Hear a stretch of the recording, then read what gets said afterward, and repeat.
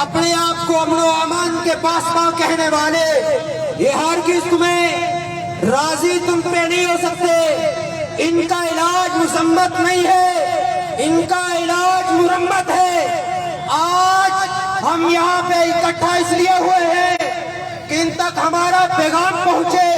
वो पैगाम हर मुसलमान का है, वो पैगाम असेंबली में बैठने वाले, कलमे की पहचान करने वाले सियासतदान का है। अगर हमने सियासत में कदम रखा तो अल्लाह की कसम है इसलिए रखा कि हम चाहते हैं जिस तरह काफिरों की बोलतियां, इनकी जुबानें हमने कश्मीर में बंद की थी, इस तरह असेंबलियों में बैठ के ईवानों में इनके मुंह बंद कर दिया।